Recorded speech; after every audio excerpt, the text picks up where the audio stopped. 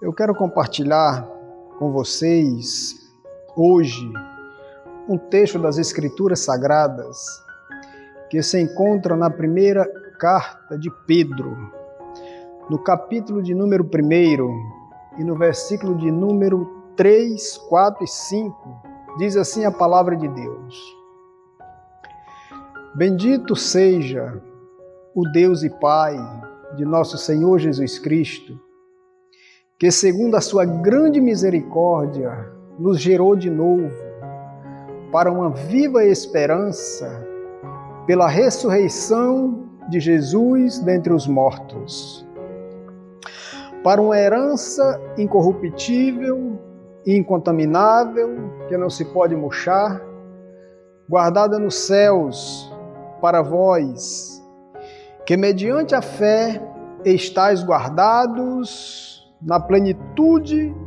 na virtude de Deus, para a salvação já prestes para se revelar no último tempo.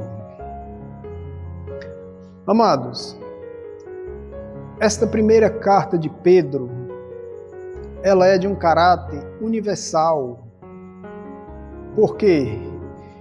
Porque ela não foi escrita para uma igreja específica em uma determinada localidade, como as cartas paulinas, mas ela foi escrita para um povo estrangeiro que se dispersava por vários lugares na Ásia Menor. Eles se dispersavam por causa da grande perseguição que estava ocorrendo naquela época por conta do Império Romano. Porém, essa carta de Pedro é uma fonte de consolo para os dias sombrios que eles estavam vivendo. Era um refrigério do céu para aqueles que caminhavam pelos vales escuros da vida e era também uma fonte de esperança para aqueles que sofriam com vários tipos de injustiça e tentações.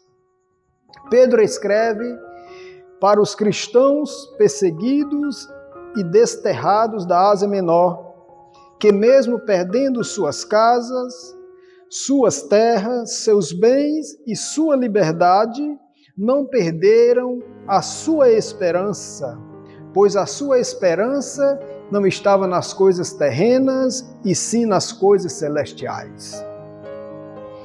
Esse povo caminhava com os pés nos vales, mas o seu coração estava em Jesus Cristo, esperança nossa. Esse povo que suportava tamanha perseguição era também um povo tão cheio de alegria, porque a sua alegria não provém de riquezas terrenas, mas da certeza de uma herança guardada no céu, incorruptível, incontaminável, que não se pode murchar, mas guardada no poder de Deus. Observe que Pedro começa no versículo 3, dizendo: Bendito seja o Deus e Pai de nosso Senhor Jesus Cristo, que segundo a sua grande misericórdia nos gerou de novo para uma esperança viva pela ressurreição de Jesus Cristo dentre os mortos. Observe que Pedro fala de uma esperança. E que esperança é essa que Pedro fala? Pedro está falando da esperança da salvação. Sabe o que eu acho lindo naqueles irmãos para quem Pedro escreveu essa carta? É a sua perseverança. Eles foram perseguidos a ponto de deixarem suas terras, deixarem suas propriedades, deixarem suas casas, deixarem seus bens terrenos, mas não deixaram a Cristo. Aleluia! Eles perderam tudo aqui, mas não perderam a esperança da salvação. E como fazer, irmão, para alcançar esta esperança? A Bíblia diz que é por meio da fé.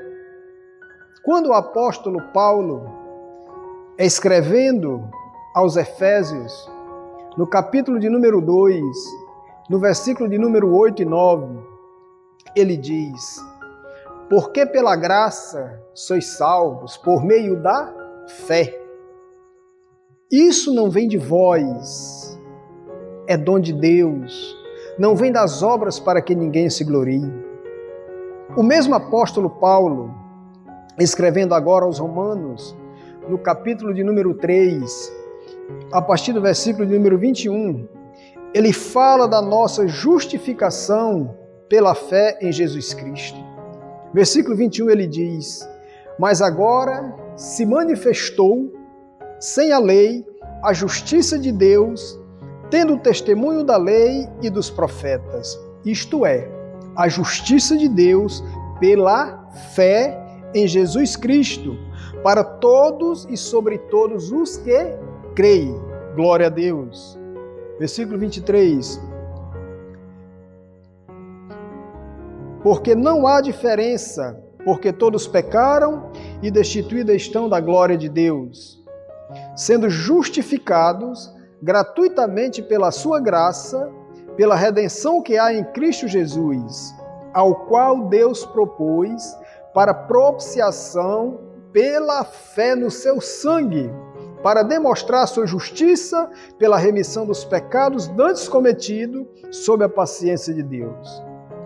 Para a demonstração da sua justiça nesse tempo presente, para que ele seja justo e justificador daqueles que têm fé em Jesus. E para fechar, versículo 28 diz: concluímos, pois, que o homem é justificado pela fé sem as obras da lei. Amados, iniciamos uma aliança e uma vida de comunhão com Deus através da fé. Prosseguimos nessa comunhão com temor a Deus e obediência à sua palavra, vivendo uma vida de santificação. Para termos a esperança desta herança que está guardada no céu pelo poder de Deus, é preciso ter fé em Jesus Cristo. Aos destinatários desta carta que Pedro escreveu, eles perderam tudo, mas não perderam a fé e a esperança. Escute o que eu vou lhe dizer. Podemos entrar no céu sem as nossas propriedades terrenas? Podemos entrar no céu sem os nossos bens materiais? Podemos entrar no céu sem a nossa vida terrena? Mas não podemos entrar no céu sem fé e sem santificação. A Bíblia diz que sem fé é impossível agradar a Deus. E ela diz também que sem santificação ninguém verá o Senhor.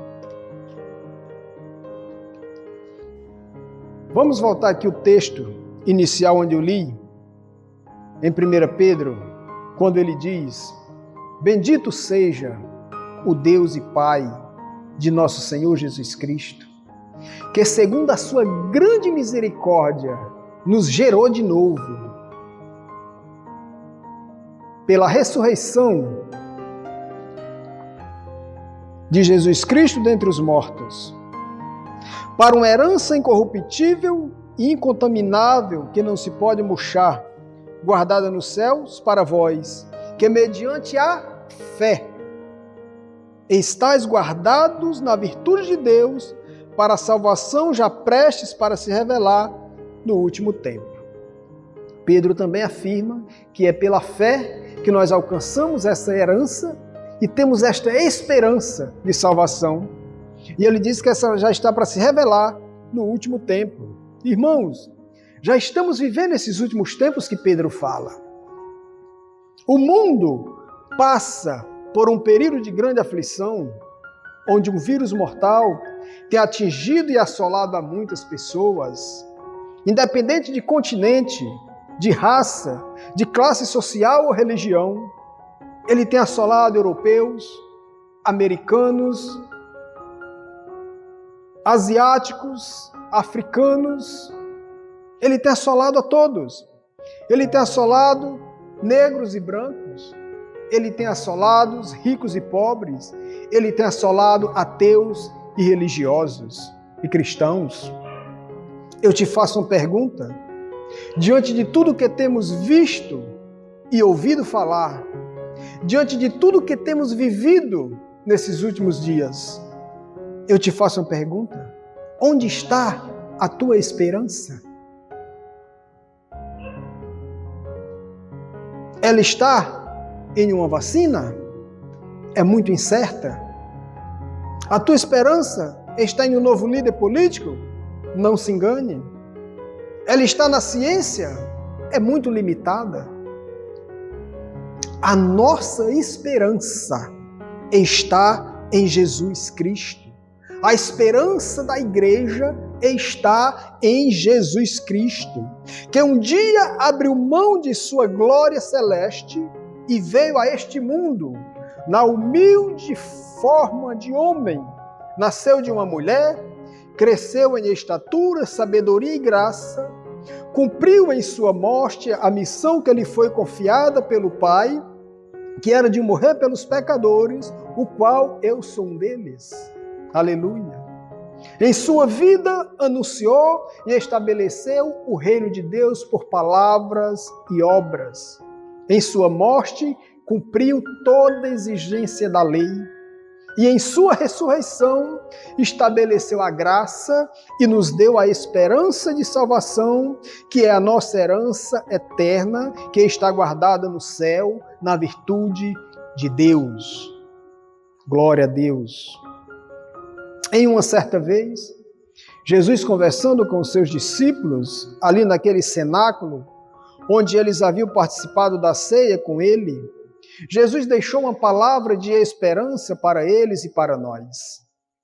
No capítulo 14 de João, a partir do versículo de número 1, Jesus disse: não se turbe o vosso coração.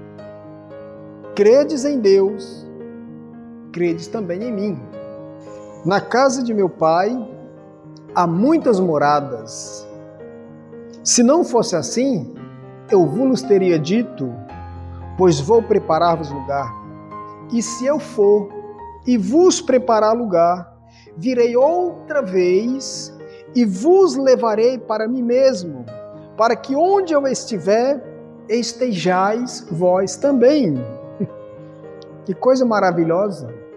Nesse momento que Jesus dialogava com seus discípulos, houve nesse momento da conversa uma interrogação por parte de Tomé, dizendo não saber para onde Jesus estava indo e, portanto, não sabia o caminho.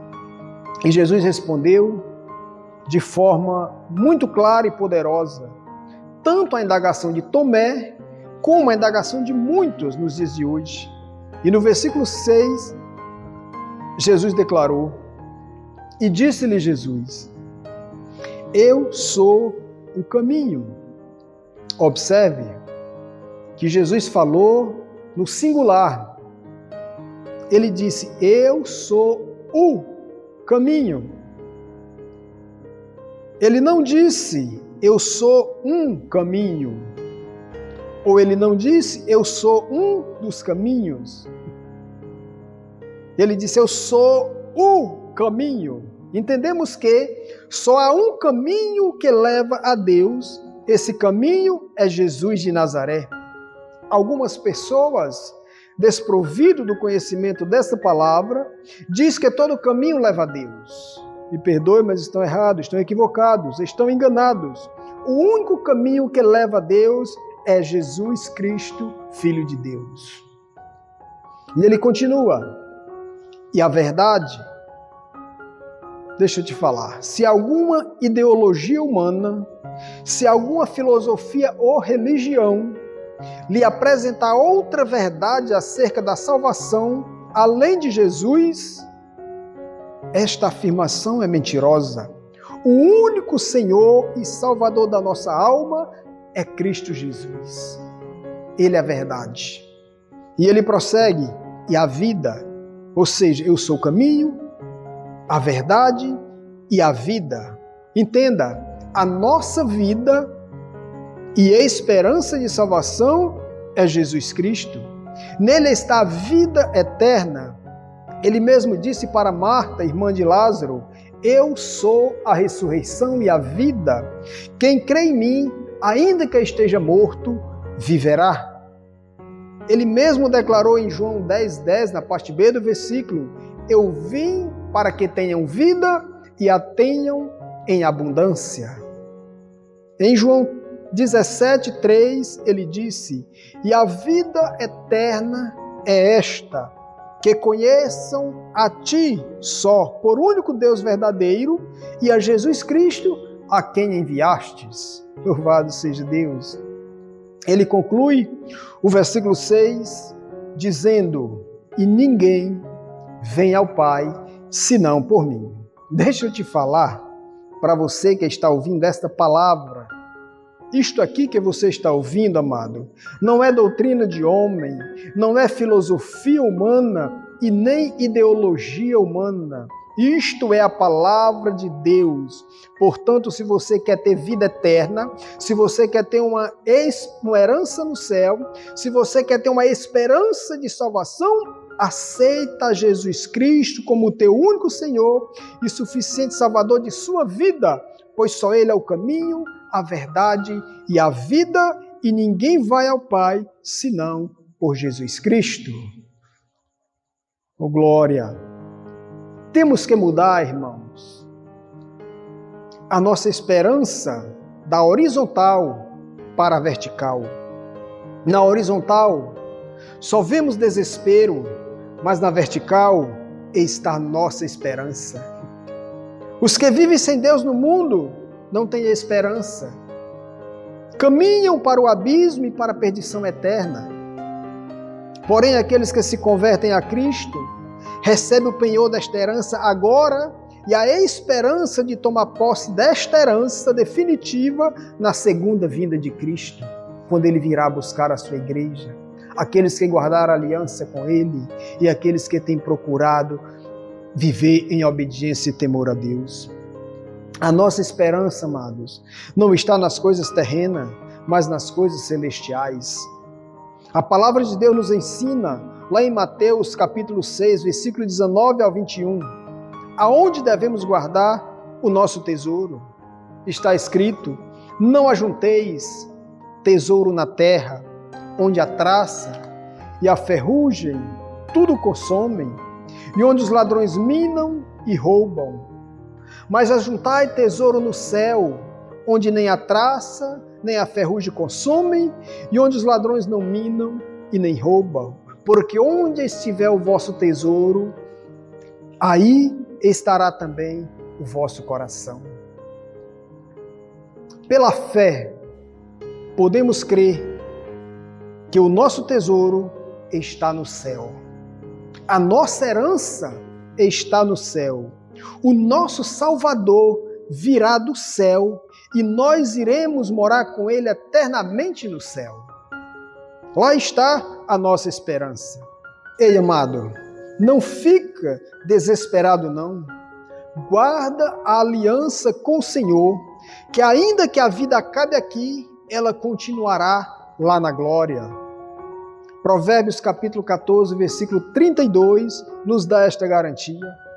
Pela sua malícia será lançado fora o ímpio, mas o justo, até na sua morte, tem esperança. Glória a Deus. O segredo, amados, é confiar no Senhor, temer ao Senhor, obedecer ao Senhor, buscar ao Senhor e esperar no Senhor. Salmo de número 39, versículo 7 diz: agora, pois, Senhor, que espero eu? A minha esperança está em Ti. Salmo 71, versículo 5 diz: pois Tu és a minha esperança, Senhor Deus. Tu és a minha confiança desde a minha mocidade. Jeremias capítulo 17, versículo 7 está escrito: bendito o varão que confia no Senhor e cuja esperança é o Senhor. Paulo fala de uma esperança que está reservada no céu.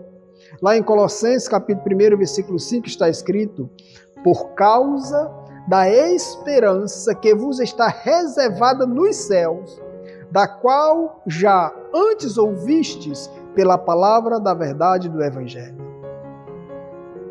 Irmãos, a nossa esperança não deve se limitar somente nesta vida. Paulo, escrevendo aos Coríntios, ele declara: se a nossa esperança em Cristo se limita apenas a esta vida, somos os mais miseráveis de todos os homens. O Evangelho, a palavra de Deus, ela produz na nossa alma, na alma do cristão, a doce esperança do porvir. E é isto que nos anima a lutar e a renunciar às aparentes vantagens deste mundo. Mas que esperança é esta, irmão? É Cristo Jesus a nossa esperança. Cristo em vós, a esperança da glória. A volta de Jesus, meus irmãos, é a nossa esperança. Na sua volta, haverá ressurreição do nosso corpo. A morte do nosso corpo não nos aniquila. Para o cristão que espera no Senhor, a Bíblia diz que o morrer é lucro, é bem-aventurança, é deixar o corpo e habitar com o Senhor, é partir para estar com Cristo, o que é incomparavelmente melhor. Portanto, meus amados irmãos, não se desespere, busque a Cristo, se entregue a Cristo, confia em Cristo, espera em Cristo, pois a nossa herança, a nossa vida e a nossa esperança está guardada no céu, em Cristo Jesus. Amém.